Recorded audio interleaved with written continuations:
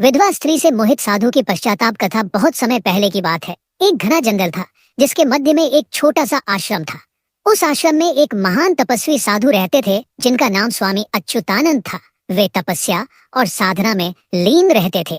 दूर दूर से लोग उनके दर्शन करने आते और उनके आशीर्वाद से अपने जीवन की समस्याओं का समाधान पाते। स्वामी अच्युतानंद का जीवन पूरी तरह से त्याग, संयम और साधना में बीतता था। समय बीतता गया। एक दिन स्वामी जी की तपस्या में बाधा उत्पन्न हुई। गांव में एक सुंदर विधवा स्त्री आई थी जिसका नाम शांता था। शांता था पति कई वर्ष पहले युद्ध में वीरगति को प्राप्त हो गया था। समाज ने उसे अकेला छोड़ दिया था। दुखी मन से वह शांति की खोज में स्वामी अच्युतानंद के आश्रम आ गई। शांता अत्यंत सौम्य, शांत और सुंदर थी। उसका व्यक्तित्व ही ऐसा था कि कोई भी उसकी ओर आकर्षित हो सकता था।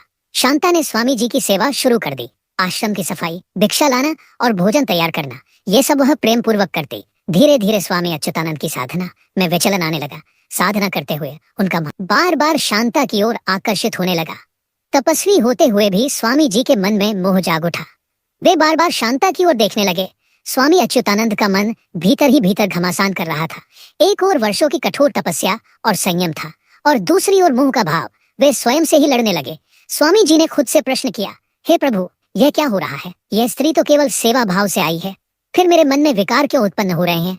रातों की नींद उड़ गई। ध्यान में बैठते तो शांता की छवि सामने आ जाती। साधना में मन नहीं लगता। वे समझ गए कि उनका मन भटक चुका है। स्वामी जी ने गंगा किनारे जाकर गहन ध्यान में बैठने का निश्चय किया। उन्होंने कठोर तपस्या शुरू की। बिना भोजन पानी के कई दिन तक ध्यान में लीन रहे। तपस्या के दौरान उन्होंने महसूस किया कि मोह और माया से बचने के लिए केवल शरीर से तपस्या करना पर्याप्त नहीं है। जब तक मन और आत्मा शुद्ध न हो, सच्ची साधना संभव नहीं। एक दिन उन्होंने गंगाजल उठाकर अपने सिर पर डाला और कहा, हे गंगे, मेरे मन की अशुद्धि को धो डालो। मैं अपने पापों का प्रायश्चित करना चाहता हूँ। अगले दिन स्वामी अच्युतानंद ने शांता को बुलाया।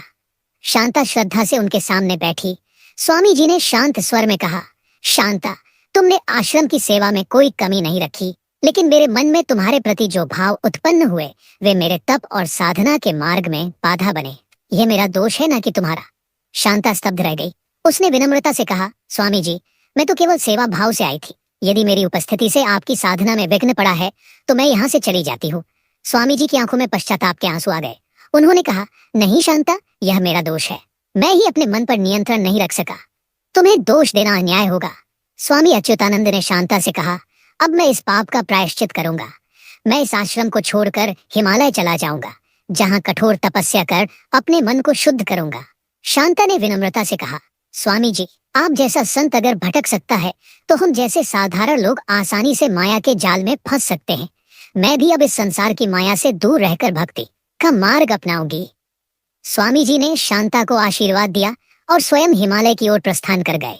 स्वामी अच्युतानंद ने वर्षों तक कठोर तपस्या की और अंततः अपने मन की अशुद्धियों को समाप्त किया।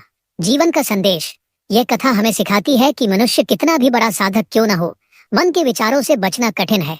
स्वीकार करना, अपने दोषों को स्वीकार करना सबसे बड़ी शक्ति है। आत्मनिरीक्षण, अपने मन की कमजोरियों को समझना आवश्यक है। प्रायश्चित, गलती का प्रायश्चित करने से ही आत्मा शुद्ध होती है। संयम, जीवन में संयम ही सबसे बड़ी साधना है। मोह माया से मुक्ति, भौतिक आकर्षण से बचना ही सच्चा साधक बनाता है।